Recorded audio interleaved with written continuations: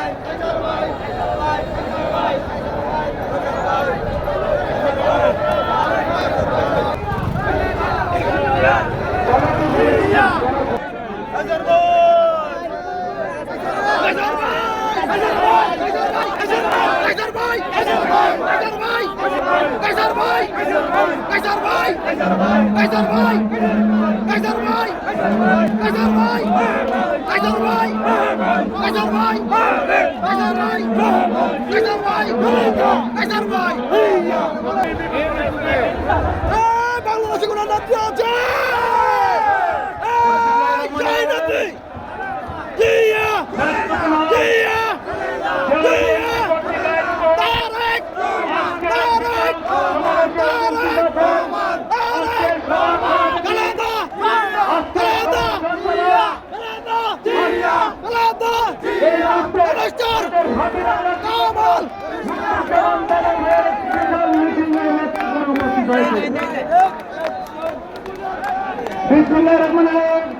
আজকে মঞ্চে ভূমিষ্ঠ আছেন বৃহত্তর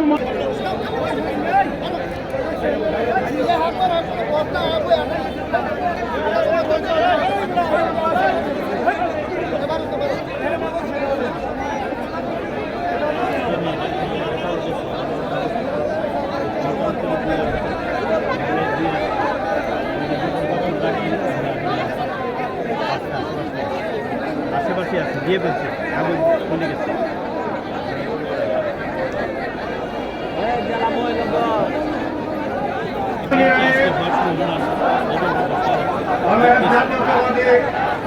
দল কর্তৃক আয়োজিত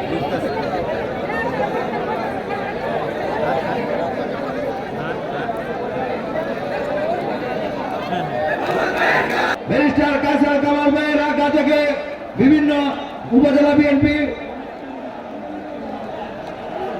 সহ বিভিন্ন পর্যায়ের নেতৃবৃন্দ এসেছেন।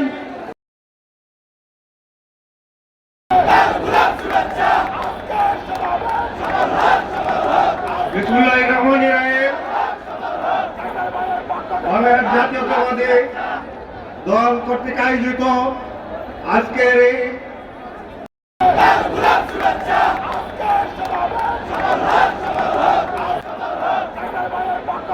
জাতীয়তাবাদী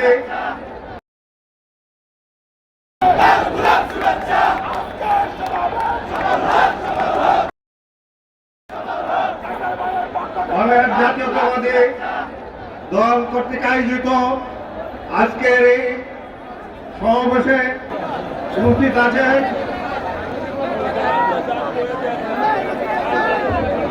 প্রধানমন্ত্রী খুনি হাসিনা আশ্রয় নিয়ে বাংলাদেশের বিরুদ্ধে একটি একটি করে ষড়যন্ত্রের জাল পাচ্ছে।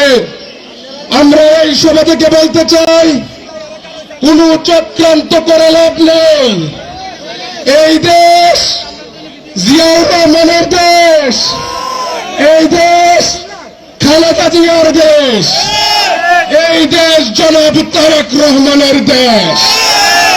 বাংলাদেশ জাতীয়তাবাদী ছাত্র দল, বাংলাদেশ জাতীয়তাবাদী যুব দল, বাংলাদেশ জাতীয়তাবাদী স্বেচ্ছাসেবক দল সহ জাতীয়তাবাদের একটি কর্মী বেঁচে থাকতে এই দেশের বিরুদ্ধে কোন ষড়যন্ত্র বরদাস্ত করবে না।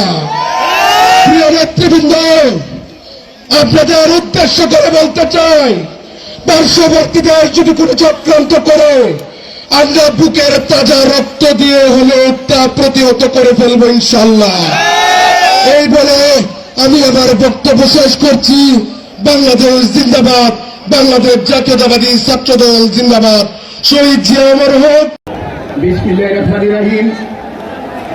আজকে বাংলাদেশ জাতীয়তাবাদী দল নেত্রকোনা জেলা শাখা কর্তৃক আয়োজিত গণসমাবেশের সম্মানিত সভাপতি, নেত্রকোনা জেলা বিএনপির সংগ্রামী আহ্বায়ক, নেত্রকোনা বারহাট্টা গণমানুষের নেতা ডাক্তার অধ্যাপক আনোয়ার হক সাহেব আজকের এই গণসমাবেশে প্রধান অতিথি হিসাবে যিনি আসছেন।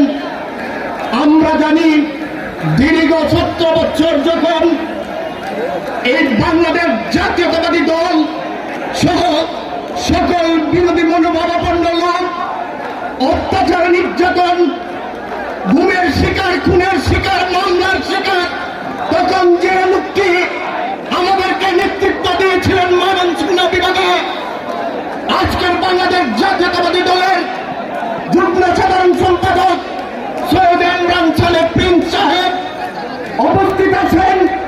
বাংলাদেশ জাতীয়তাবাদী দল ময়মনসিংহ বিভাগের সহ সাংগঠনিক সম্পাদক, ময়মনসিংহের তুকুর ছাত্র নেতা এবং ময়মনসিংহের অভিভাবক আলহাজ আব্দুল ওয়াহাব অখন্দ সাহেব উপস্থিত আছেন। বাংলাদেশ জাতীয়তাবাদী দল কেন্দ্রীয় বিএনপির সহ ধর্ম বিষয়ক সম্পাদক আব্দুল বারী ডেনি সাহেব আরো উপস্থিত আছেন। বিশেষ অতিথি হিসাবে বাংলাদেশ জাতীয়তাবাদী দল কেন্দ্রীয় বিএনপির নেতা জনাব খুরশেদ আলম। বর্তমানে আরেক ছোট ভাই বাংলাদেশের সমস্ত নেতা কর্মীদের নামে মিথ্যা মামলায় যারা তার কাছে গিয়েছে, আন্তরিকতার সহিত পরামর্শ দিয়েছেন ব্যারিস্টার কায়সার কামাল। আমি অভিনন্দন জানাই তার কর্মকাণ্ডের জন্য। সম্মানিত সভাপতি, মঞ্চে উপবিষ্ট আছেন ময়মনসিংহ বিভাগের ঐক্যের প্রতীক। শব্দটি এজন্যই ব্যবহার করলাম, আমরা অনেক সময় ওনার অনেক কাজের বিরোধিতা করেছি, মানে যুক্তি সহকারে ওনাকে বিভিন্নভাবে বিরক্ত করেছি, কিন্তু সেই ভাইটি অত্যন্ত ঠান্ডা মাথায় দলের প্রয়োজনে, বেগম খালেদা জিয়ার প্রয়োজনে, জনাব তারেক রহমানের প্রয়োজনে বিএনপির সমস্ত সিদ্ধান্তই উনি যুক্তি সহকারে মাথা পেতে নিতেন। সেই ভাই আজকের এই সমাবেশের প্রধান অতিথি আমাদের শ্রদ্ধেয় বড় ভাই, প্রিয় নেতা জনাব সৈয়দ ইমরান সালেহ প্রিন্স ভাইকে অভিনন্দন জানাই। সুযোগ কেড়ে নিয়ে তাকে 25 মাস জেলে আটক থেকে তাকে মৃত্যুর মুখোমুখি করে দিয়েছিল, সে কথা আমরা ভুলে যাইনি। আজকে ছাত্র জনতার গণ অভ্যুত্থানের মধ্য দিয়ে এই হাসিনার পতন হয়েছে। ভাগ্যের কি নির্মম পরিহাস! দেখেন, শেখ হাসিনা বেগম খালেদা জিয়াকে তার স্বামীর স্মৃতি বিজড়িত সেই ক্যান্টনমেন্টের বাড়ি থেকে এক কাপড়ে বের করে দিয়েছিলেন, কিন্তু 5ই আগস্ট জনগণের ধাওয়া খেয়ে শেখ হাসিনা সেই গণভবন ছেড়েছেন তো বটেই, দেশ ছাড়া হয়েছেন। জনগণের সেই ইতিহাস জনগণ তৈরি করেছে। বেগম খালেদা জিয়ার বিরুদ্ধে হাসিনাকে প্রতিহিংসা চরিতার্থ করেছিল, 5ই আগস্ট জনগণ তার জবাব দিয়েছে। শেখ হাসিনা বাংলাদেশে থাকতে পারেন নাই, তিনি ভারতের আশ্রিতা হয়ে আছেন, সেখানে তিনি ভারতের আশ্রিতা হয়ে আছেন। আজকে দেখলাম গতকালকে ভারতের একটি পত্রিকা ইন্ডিয়া টুডে তারা জনমত জরিপ করেছে। সেই জনমত জরিপে দেখা যাচ্ছে ভারতের 55% মানুষ, অর্থাৎ 55% মানুষ চায় না শেখ হাসিনাকে ভারত সরকার ভারতে আশ্রয় দিক। তারা চায় শেখ হাসিনাকে ভারত ফেরত পাঠিয়ে শেখ হাসিনাকে ভারত ফেরত পাঠিয়ে বাংলাদেশের সাথে সম্পর্ক উন্নয়ন করুক। শেখ হাসিনার স্থান বাংলাদেশেও নাই, ভারতেও নাই, বিশ্বের কোথাও নাই। কারণ তিনি খুনি, তিনি সন্ত্রাসী, তিনি গণহত্যাকারী, তিনি গণশত্রু, তার যে অপরাধ, সে অপরাধ আজকে আন্তর্জাতিক ভাবে স্বীকৃতি পেয়েছে। আপনারা জানেন দুদিন আগে জাতিসংঘ এই বাংলাদেশের হাসিনা আমলের যে মানবাধিকার লঙ্ঘন হয়েছিল সেটার তদন্ত করতে এসেছিলেন জাতিসংঘের একটি টিম। সেই টিম ফিরে গিয়ে একটি রিপোর্ট প্রকাশ করেছে। সেই প্রকাশে স্পষ্টতই উল্লেখ আছে যে শেখ হাসিনার নির্দেশেই হত্যাকাণ্ড হয়েছে, মানবাধিকার লঙ্ঘন হয়েছে এবং মানবতা বিরোধী কর্মকাণ্ড হয়েছে। অর্থাৎ বাংলাদেশের মানুষ 15 বছর যাবৎ যে কথাটি বলে এসেছে, বিএনপি যে কথাটি 15 বছর যাবৎ বলে এসেছে, তার আন্তর্জাতিক স্বীকৃতি মিলেছে এই জাতিসংঘের রিপোর্টের মাধ্যমে। এখন এই আন্তর্জাতিক ভাবে স্বীকৃত যে খুনি, সেই খুনিকে ভারত আশ্রয় দিয়ে সেই খুনির প্রশ্রয়দাতা হিসেবে চিহ্নিত হবে কিনা সেটা ভারত সরকারকেই সিদ্ধান্ত নিতে হবে। আমরা অবিলম্বে শেখ হাসিনাকে ফেরত চাই, আমরা অবিলম্বে খুনি হাসিনাকে ফেরত চাই, আমরা অবিলম্বে এই গণশত্রু হাসিনাকে ফেরত চাই। বাংলাদেশে মাটিতে তার বিচার হবেই হবে, সময় শক্তি নেই তার বিচারে কেউ উঠে দিবে। আমরা দেখেছি ভারতের প্রধানমন্ত্রী সম্প্রতি মার্কিন যুক্তরাষ্ট্রে গিয়েছেন। ভারতের প্রধানমন্ত্রী মার্কিন যুক্তরাষ্ট্রে গেছেন, ভালো কথা। ভারতের মানুষ ভারত আমেরিকার মাটিতে তার প্রধানমন্ত্রীকে স্বাগত জানাবে, সেটাও স্বাভাবিক কথা। কিন্তু আমরা দেখলাম শেখ হাসিনার পোষ্যপুত্র আওয়ামী লীগের নেতা কর্মীরা ওয়াশিংটনের সেই হোয়াইট হাউসের সামনে ব্যানার নিয়ে ওয়েলকাম মোদিজি, ওয়েলকাম মোদিজি বলছেন।